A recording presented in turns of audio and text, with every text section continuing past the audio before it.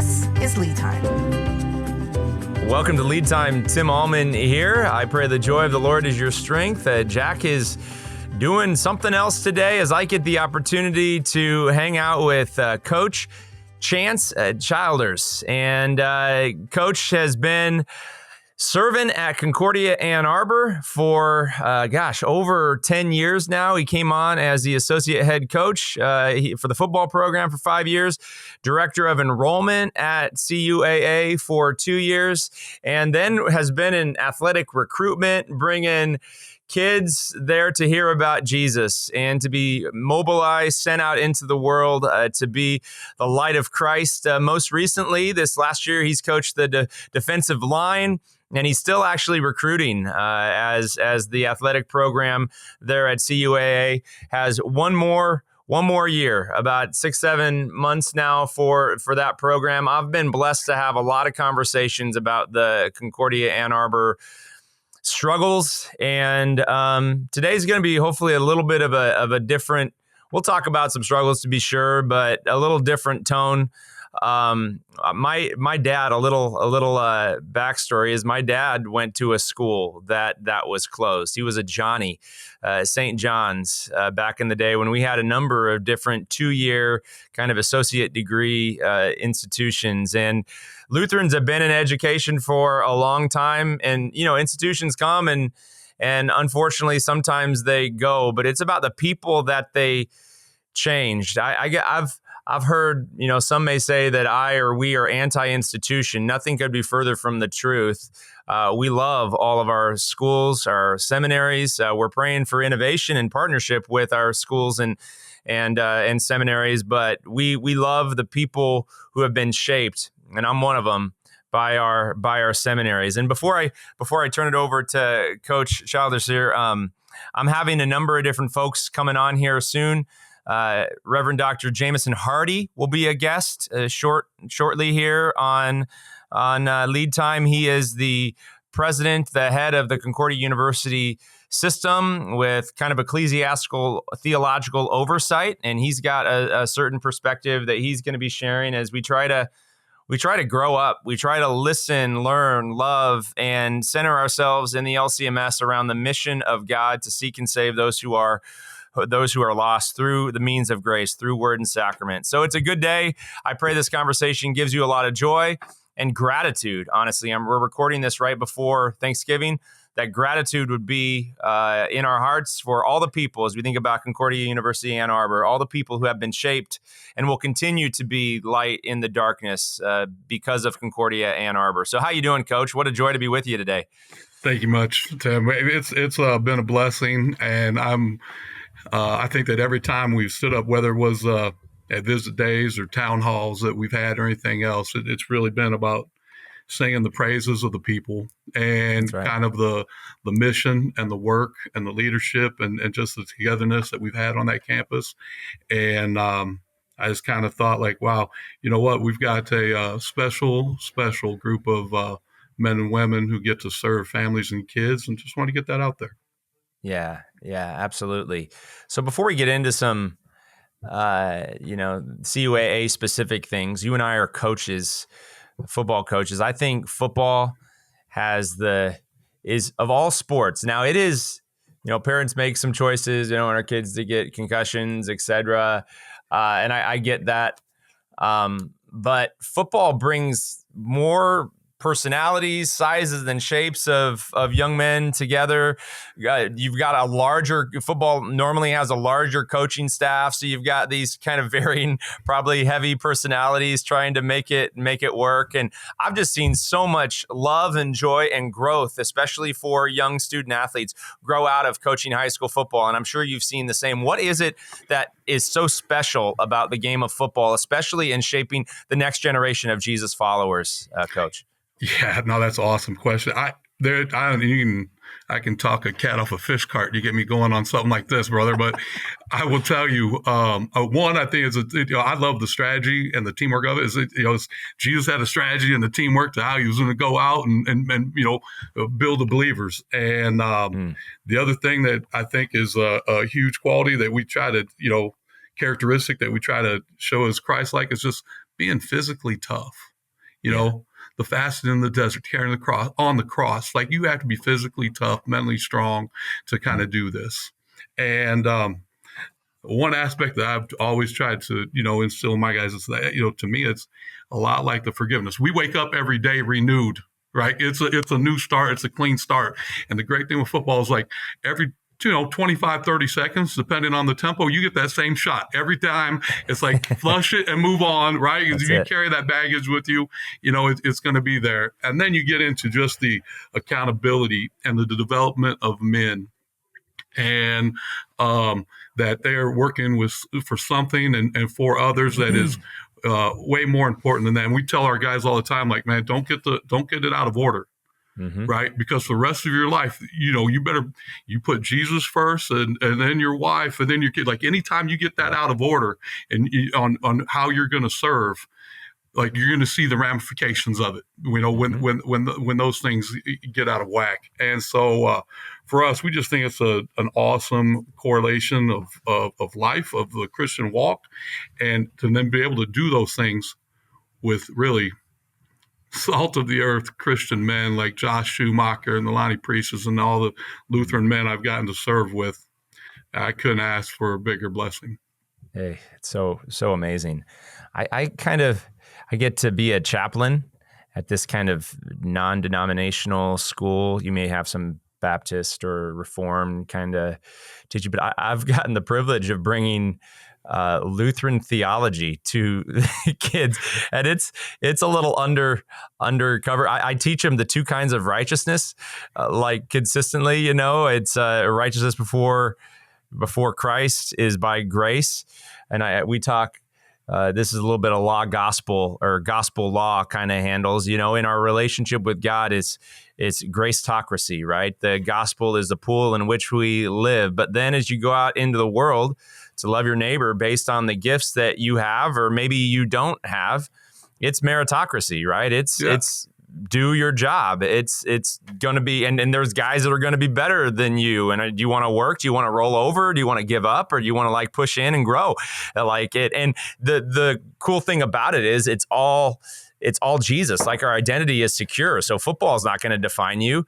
But do you want to, out in the marketplace, do you want to give up? Do you want to roll over? Or do you want to press in and learn and grow, recognize your gifts, recognize your gaps? There's very few other games like football that teach that. So thank you for pouring your life. How many years as a coach now?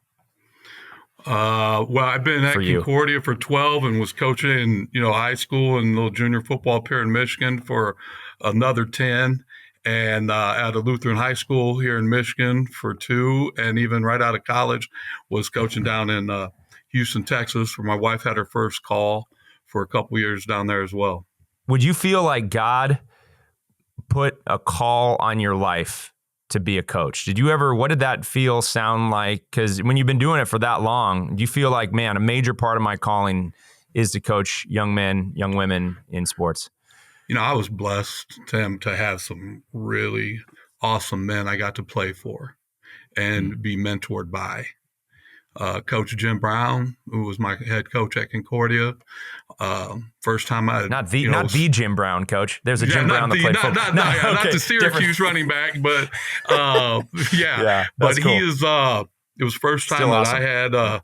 I had stepped foot in a Lutheran church when he took us as a team, and our RD at the time was a Lutheran guy named Stan Tischer. He's in, like, Concordia St. Paul's Hall of Fame. Coach Brown's in Chicago's Hall of Fame. And then just from a Christian perspective, our offensive coordinator at the time was a guy by the name of Chris Creighton. And I had a one-on-one Bible study with him while I was in school. And he's now the head coach at Division I Eastern Michigan University. And I just had Christian men and Christian teammates that I just felt compelled that, like, this is, kind of pay it forward. You got to go out and impact lives. As if you're not living for others, life's not worth living. It's kind of like, let's get this thing impact some people, and impact their futures. But more importantly, man, like, it changed some eternities. I was a kid when I first got to Concordia. I had no idea who Jesus was, Tim. I had heard of Jesus, but it was more like it could have been Easter Bunny or Santa Claus. It was not personal at all. And I remember I was talking to this girl who played tennis that first, right away in that first week. She just asked me kind of like, hey, if you die tonight, where are you going to go? And I was like, what? I'm like, probably heaven. And she's like, probably. Why? And I gave all the wrong answers. I try to be a good guy, follow 10 commandments. I'm kind of funny, blah, blah, blah. She was like, wrong answer, brother. If you could save yourself, Jesus would have never died on the cross. And I was kind of like, all right, nice meeting you, and slumped back to my dorm room and telling my roommate, like, brother, you're never going to believe where this conversation just went. And he looked at me and he's like, bro, she's 100% right. And I was going to talk to you about the same thing. And that tennis player and I celebrated 30 years this past summer being married. There you go. And that college roommate of mine was Lonnie Priest, who's been our AD here that I've been able to serve with. And so when I say from the coaches to the teammates to what it is that the Concordia experience and Christian life and football has given me, and then to kind of double that down with being and having people like Josh Schumacher and others in my life, brother, I don't know how I could do anything but try to pay this forward. So good. Praise God. And I like that story too, because that was a Kennedy evangelism technique. It's exactly. Back in the day. Hey, listen, now, and it come to find out, like, her dad is a Lutheran pastor, her brother-in-law is a Lutheran pastor, and all this kind. Her mom was a Lutheran school teacher, and that's exactly what it was, Kennedy evangelism. And that's she, got it here from her dad, and yeah, sure. Which sometimes gets downplayed, and I understand why, because relationship evangelism is the best, right? But the question did serve to kind of spark your spiritual curiosity, and sure. It obviously worked out relationally for you. So I think sometimes it's a great story that sometimes we can kind of poo-poo various strategies and even theologically justify it. And I think there can be some ways that Kennedy evangelism has been abused, but the abuse doesn't change your story. Right. No, God, the Holy Spirit used it. And this guy who didn't really know who Jesus was, and I was begat a Lutheran pastor, down at Grace Lutheran in Knoxville, and a Lutheran Chicago police officer, and brother, the Lord had a way different plan for me than I had ever envisioned when I first walked onto that campus in River Forest, Illinois. Yeah, amen. Well, hey, let's get into it just a little bit more about Concordia Ann Arbor. What would you say, and I've heard this from a number of different people, what would you say to some in our synod who say our Concordias are not Lutheran and we're under threat of losing our Lutheran identity? What would you say to that brother or sister? And my first thing I would ask them is, how many of your sons and daughters and neighbors and grandkids have you encouraged to go to the great institutions of our Concordias? Have you done that? Because I can say that I put my money and my heart there, because both my boys are Concordia grads, right? And so that's the first thing. Like, are you in this together with us, right? And so that'd be the first thing I'd ask them. And then it just challenge would be like, I do know, like I said, of how we first got started talking, because I thought, like, man, I knew there were some questions about the Lutheran identity and all that.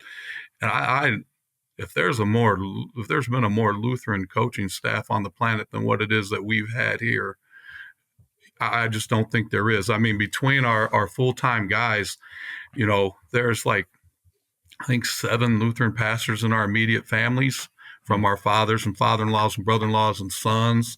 My daughter-in-law is a deaconess. Our assistant coach's sister is. And, I think there's a total of like 13 called teachers among our moms and siblings and wives, on this coaching staff. And so, I think, like, I could try to prove otherwise, but and then so it's not only just have you encouraged them and hey, we're there and it's a little bit different, but I would also say I'm not quite sure that our Concordias look that much different than our day school, our Lutheran day schools and our Lutheran high schools, in the country, and that these are still, fruitful mission grounds that we can go and share the good news of Jesus, And so we're not definitely none of these places are perfect places, but man, they are some great people. Well, yeah, and that's the heart of this, Coach, is our schools are different historically. We've not been covenant schools, meaning you have to be LCMS, card carrying, etc. Now to enter into, we've got different levels of kind of engagement. Obviously, to enter into our church work formation, like we'd like for you to be in the Lutheran Church Missouri Synod, for sure, you're going to be serving the institutions of the LCMS. So we're unashamedly that, but we're also open. Back in the day, some of my best friends, my football, probably had 120 kids on the program at Concordia, Seward in Nebraska at the time. And my guess is half of them, maybe a third to a half, were outside of the LCMS, but the coaching staff, what we did in terms of devotional life, it was unashamedly Lutheran. And that's that kind of tension, that mission orientation that we've always had in our Concordias. And athletics, one of the hardest things for me looking at the Concordia Ann Arbor story is, we're going to narrow down to, and I don't exactly know where it's at right now. You can kind of update me, but we're going to narrow down to church work only, and athletics aren't going to be a part of our future. Historically, all of our Concordias, like athletics has been a major selling point for our Concordias. Tell a little bit of the history of like the role that athletics have played in not just CUAA, but you're a graduate Concordia River Forest, Chicago now. I mean, athletics have been a major recruiting arm for the mission. Isn't that right, Coach? 100%. And it's my story alone is just kind of like, hey, listen, it's definitely a mission field. And, I think at Chicago, it's kind of like in 1920, they used to just play, a couple dorms used to just play each other. And then it was like, oh, let's go compete against others. The Lord made us, want to have fun and have a competitive spirit and do those things. And then while we're here, it's been home that our thought when all these Lutherans got together to coach this football team, we're like, man, let's prove that Lutherans aren't the lovable losers. We can win, right? Let's go get the best Lutherans, right? And so when we were hitting Lutheran, high schools around the country, and thankfully for us, man, some of those guys have been compelled to go be Lutheran teachers, and we've had Lutheran pastors. Sam Schick is a Lutheran pastor down at St. Luke's in Oviedo. He's, he was one of our captains, kind of deal, and the national at our place, we've had the national or the defensive player of the year in our conference is also in his fourth year at the SEM at Fort Wayne right now. And he was a defensive player of the year in a conference that has produced 6 of 7 national champions at one point in NAI. He was definitely a freak and just awesome human.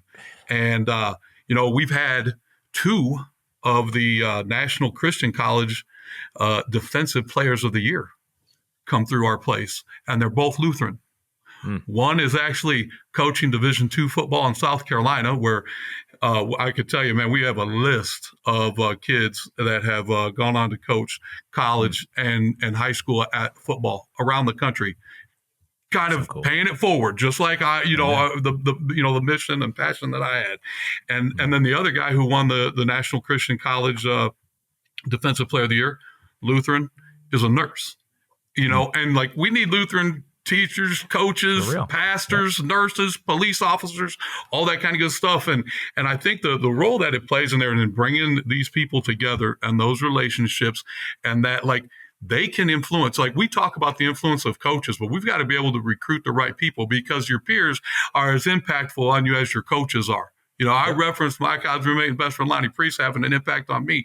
And that's how, when we got these kids that are a lot like us, that we were recruiting and tugging on that rope for Jesus, like they're impacting their teammates as well. And so I think that's been the impact it's had. And I can just speak from my personal experience. Yeah, well, my experience has been the same. So from a coach's perspective, and as we get into some of the behind the scenes things with the Concordia Ann Arbor story, Coach, there's obviously a level of frustration that has been. I was in the community. It's wild how we're kind of feeling, sensing things before we're thinking things, and there was definitely a spirit of gratitude, but also a spirit of pain and loss, which you would definitely understand. I was walking through the campus and just ran up to two freshman football players and just asked them point blank, why'd you choose here? Well, I mean, Jesus was here. It was a place I could play quick if I could, make it happen and grow. And I'm just sorry. I told him, man, I'm just sorry. You got to go find another place. And I guess, yeah, it's okay. God will take care. I think they said something like, God will take care of me, and I'm sure that's what all the coaches have been telling these young men. God's got a plan. He's going to be with you no matter what the next chapter of your story looks like. But as a leader, long time there at CUAA, what frustrates you the most in how the situation was kind of handled, Coach? I think we're all reasonable men and women, and that if in fact we had not tripled the size of the school in the 12 years and been one of those fastest growing universities in the country, and even in the last 2 years tripled the number of non-athletes that we were coming on, like we were finally getting it out there in this region, right? And I could be mistaken, growing, having the baptisms, sharing Jesus with these families and these students, producing quality humans to go serve, whether as police officers and nurses. And these are these same people who are sitting in the pews of churches, going to be sitting in pews of churches that may keep them from shuttering their doors, and then, being all reasonable. If we hadn't done all those things and they still came to us and was like, hey, this financial deficit is such, had we not done all the things they'd asked us and then some, and those were the finances, we'd all had to look each other in the eyes and be like, brother, we didn't get it done. Like, we didn't do it. We failed. And, but that's not the case, and then as they were talking about finances and all this stuff there and the outcry and the transparency, I told them that I loved them, the people who were up there, and that I was going to pray for them, and I was going to forgive them at the town hall. And I just think that, there were situations that only time would reveal. Situations from the finances only time would reveal. And I think they've been revealed that it really, there wasn't a deficit. There was very little that we could have done. You had the support of the Michigan district. It just seemed like our fate was sealed, and that a thriving mission, producing, quality humans and Christians and servants was being decimated, and for what? And I think that was the frustrating part. And quite frankly, I talk about being here, since December of 12, but in the grand scheme of things, Tim, I hadn't been here that long, right? I mean, yep. I would be devastated. And I know whether it's our former director of enrollment, Kyle Tomes, our baseball coach, our volleyball, like there are people who like, this is where they got their degree. It's where they called home. I know they're as passionate about it as I am, Concordia, Chicago, and you are Seward. And man, my heart bleeds for them, because I'm like, my devastation, while there have been tears shed, would be at like just at a crazy level, and so my heart bleeds for them, and hurts for them, and the teachers my wife gets to teach with. It's just, I just always believed that we needed more places like CUAA and like our Concordias, not less. If we're going to fulfill the Great Commission and share the gospel and impact the world around us. That was the frustrating part, because I felt like we were masters. I said sometimes we were masters at making sure our kids and our families experienced Jesus. And then, so that's like kind of on the personal, like you kind of hurt level. There's a different level of like, some of the finest leaders that the Lord has put in here, whether it's, from Pat Ferry and Bill Cario to Ryan Peterson and Ted Hopkins and Josh Schumacher, like all these guys, like you have these families of servants that are now just splintered and scattered, and maybe, on the surface, maybe it's a negative. I think I know it'll all work out for the glory of the Lord, and that all this means is that all those people get to go continue to be those same humans and doing those same things in other places. But we put a lot of blood, sweat, and tears into doing exactly what they had told us to do, and then some, and then just seemed like it still was not, maybe used against us. Yeah. Well, there are so many outstanding questions, and maybe someday we'll get more clarity on that. Here's what I know is at the local level, I'm accountable. And if this happens, so I'll bring it down to a more local level, less funding concerns. We're a $8 million ministry right here, and that's our budget, church, school, our family of ministries. We have a multi-site, right? If that multi-site, if there was even a whiff of me having conversations to leverage the assets of another multi-site just to make the main site. Now that's something that's, you can say like, we're going to sell this to make this, but I would have to disclose that, right? From the jump. Or I think integrity would say, I need to explore how we can have a peaceful, Jesus-filled separation to differentiate that institution from, but I would have to disclose that as well. There's just too much in the whole conversation that was in the dark, right? People want to put the best construction on stuff if they just know, like, hey, we were at a tough spot. We came to a crossroads. We thought maybe we could sell this to make, because this is where I'm left. I think they thought they could sell CUAA to make Concordia, Wisconsin all the more viable. And then we're trying to like weasel, and I don't know what other word to use. We're trying to weasel to tell the financial story to make it seem like our hands are tied. It just is, it just is, I've said this before, it's just a yucky leadership story. And it's not one thing. Whatever was in the water of that system allowed for things to be kept in the dark that should have been brought into the light for the entire church to understand the why. If people, you got to start with why. If people don't understand the why, we're going to come up with a whole bunch of, things that may be part of the truth, right? Maybe part of the truth. So I don't know what other, I think the analogy though, for me with the multi-site, that's the best way I can kind of start to understand it. But this was at a multi-million dollar level. And it's just tragic. It's just tragic, Coach. And it doesn't, I'm going to try to, I know a lot of the people over there, and they've, treated me well and been,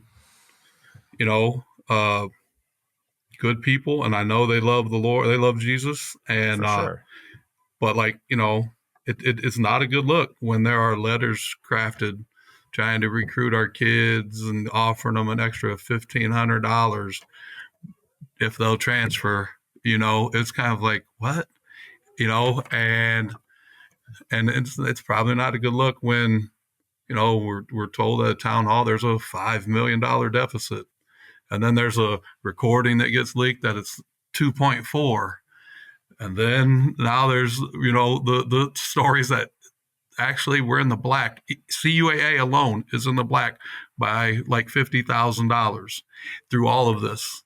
And we're kind of like, what is happening? And like I said, from the even the graduates that were there, when it was originally a junior college, and our former associate pastor here and his family, Harry Enfield, to all the teachers in this building, to all the players who have played for us that aren't going to get that opportunity to come back to a homecoming, or let this be where they send their kids, like I sent mine. My wife and I sent ours to our alma mater, or you're talking about sending yours to your wife's, right? Like they don't have that. And so that's why when it comes back to that, like that very first question, I just want us to, as a Lutheran, like promote our Concordias and our Lutheran schools. Like, let's get these people influenced and impacted by just strong Lutherans and Christians. As I know that's what we've been doing here. And there's definitely some frustration and some hurt in this, but I know at the end of the day, man, it's a good thing that I'm not in charge of a lot. I'd already messed stuff up. And the Lord's in charge of this, man, is that's who we're going to hand it over to.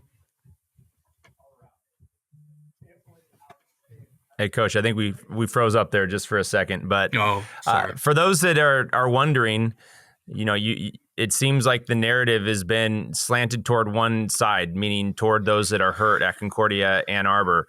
We have tried, actually, to have President Ankerberg on and other leaders on, but a number of them he personally has declined, and then others connected to it have declined. There's just a lot of pain, and maybe distance will give us more clarity on why this needed to occur. But it's just very, very sad, because you're helping, before we hit record, you're helping kids finish well. Talk about your story right now. You're still recruiting within your athletic department to fill out programs to help kids finish well. Tell that story, Chance. Yeah, we are. We've had, obviously, a lot of kids leave, when this announcement, across the board and in various programs. We're still larger than we were that December in 2012 when I started, and we still had, like 20 freshmen come in for football, and they were just like, Coach, 1 year with you guys was better than none. And that's what they were going to do. And, but since we've had people leave, and we still wanted to make sure that the kids who stayed got to have that experience, I've gone around and talked to, our men's soccer team about saying, like, listen, if you have played tennis, will you please prayerfully consider being part of the tennis team in the spring, so that way these 2 or 3 kids who stuck it out can have a season. And I don't mean like it's just if you volley, we're an NAIA program, and no one wants to go be embarrassed. But like if you've played and you know how to keep score for tennis, prayerfully consider to do it.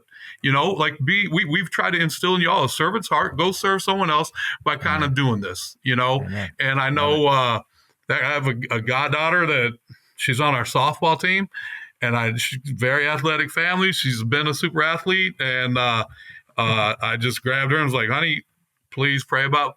A soccer team needs you. Like, they need 6 more girls so they can have a season and go make a memory.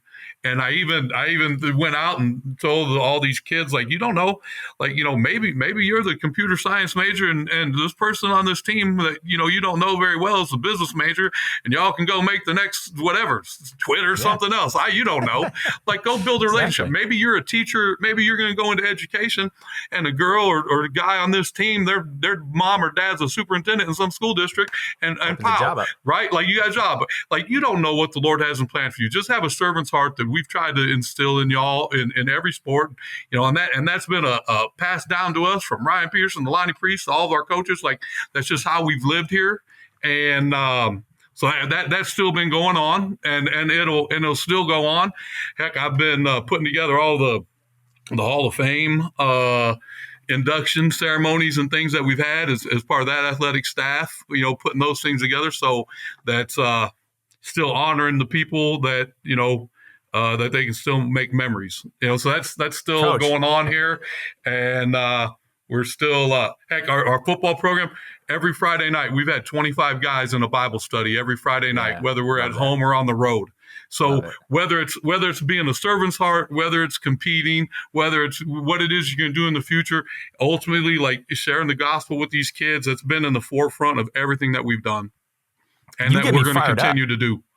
Coach, you get me fired up. I got eligibility for tennis. You take me, I'm going to come out, man. Let's make this season happen. Brother, you're a great recruiter. you know what? I just get passionate about it because I know how much the Concordia experience changed my life, my forever, what it's given me in terms of spouse and kids and in-laws and families, and quite frankly, the closest friends that I'll ever have in my life. Coach Schumacher's youngest baby is another one of my wife and I's goddaughters, and so so the prayers that we get for the community and the family that's been built here, it's definitely heartbreaking when we've done exactly what we've been asked and then some, and I'll be quite frank, done it well. Yeah, you have done it well. Well done. Good and faithful servant in this season, brother. I can say, not just from me, but from so many in the church. Well done. What's your next? What are you planning? And we've had our kids and our families ask us that, from over and over, the time camp opened. And I'm going to tell you just what I tell them. I don't know. Mm-hmm. But I know Jesus knows me by name. That's it. And I hope that it's still about serving families, sharing Jesus, impacting lives and changing eternities, and involved in the game of football and athletics. And if it's not, that's okay too, But, Lord's plan is greater than mine. And so that's what we're going to ride. Yeah. Well, hey, the staff I coach is looking for a D-line coach. I just talked to our head coach at Gilbert Christian. Send me an email. I don't know. You never know. Right? Yeah. I'd love to hang out with you. I've got the crazy thing is it's like I think my young men have turned out to be who they are. My Chicago police officer and my Lutheran pastor, because we've had the benefit of family for their entire life. We've lived 2 blocks from my in-laws and 4 blocks from our church. And it's just been who we are and what we're about. And with my father-in-law and brother-in-law being our pastors here. And, my in-laws are aging. They're 79. And I don't know. I figure like Ann Arbor. Yeah. I figure like when she said, when my wife said I do, that meant I will. And so that means helping her and whatever that involves, And she was standing next to me when both my folks took their last breath. And I'm going to, hope to do that for her too, pass that forward, but again, it's kind of like, hey, the Lord could have us called to go do this ministry and impact lives. And we got to be okay with it. Yeah. Well, Jesus is so good. He's so faithful. Brother, it's just awesome. So kind. The joy of Jesus is all over you, Coach, and it's been such an honor to talk with you about Jesus and about his mission and what he's done at Concordia Ann Arbor. So last question, as you look at the broader landscape of the LCMS, what are your greatest prayers, hopes for us as a church body moving forward? Pray that we invite people into our churches. Pray that we invite them into our schools, that our Lutheran leaders will encourage our kids and their young ones to go to a Concordia, that while, they're not all perfect places, man, our theology is great. Theology is great. Mm-hmm. And we got to be able to get it out there. And I pray that we'll be so focused on Matthew 28, 19, and 20. Go make disciples of all nations, man. Get it out there, because you don't know, how that they're going to continue and pay that forward and impact lives, and who it is that the Holy Spirit's going to touch through them. And I pray that we just get this leadership and focus to grow, so that way that churches aren't shuttering and schools aren't closing. That thriving places are not going to have to go through what we go through. And selfishly, I pray that my alma mater's not next. That's a fear. Or yours. Like, I just think like we have. My prayer is that we just have an ability that we get people to come together for the glory of Jesus to grow and share this and not have it be a secret club or secret handshake or have to check certain boxes to get in here. Because I know this, like, they talk about the Lutheran class colleges and your pastor has to sign this letter of recommendation or something to get in these places. Like, I know of a Lutheran police officer and a Lutheran pastor who would not exist today because I'd have never been welcomed in those doors. Mm-hmm. Right. So my prayer is that we can come together to glorify Jesus and hold fast on the greatest doctrine that, we have and share that. And that's my prayer, that we come together and that I wish there would be some healing. And even if there's not, that there's definitely going to be some forgiveness. That's what we've been taught. And we're just going to still go do the Lord's work. That's my prayer. Amen. Amen. Hey, what a vision for our church and our church body. Coach, you're a blessing. The Lord's going to take care of you. He's never failed you, and he's not going to start now. And for everyone connected to Concordia Ann Arbor, we love you. We are grateful for you. And as hard as this is, you are leaving and deploying a legacy of love and care out into the world. And all is certainly not lost, because it's never about the institution. It's about the people that the institution shapes and sends to be about the mission of Jesus. So well done, everyone who's been connected to Concordia Ann Arbor. I know I speak for the wider church when I say it's salt of the earth people who have been about the mission of God, have not wavered on our Lutheran fidelity to the Lutheran confessions, and have just served so faithfully as a mission-oriented institution of the Lutheran Church Missouri Synod. So thank you, Coach. If people want to connect with you, how can they do so? Yeah, they find me. They've told us our university emails are still going to work, I guess, even after the separation. And they can find me on, social media and the Twitter account. We've still kind of used it for, recruiting and doing some stuff. And so it's through our email.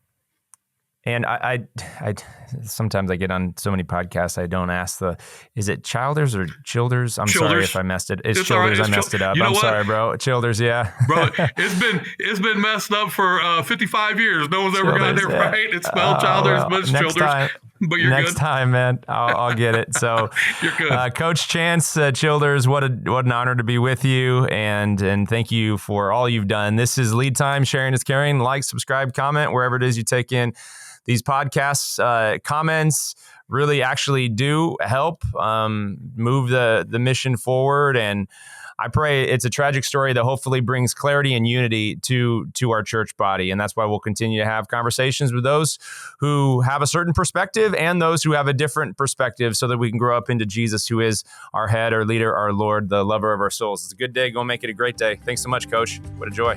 Thank you.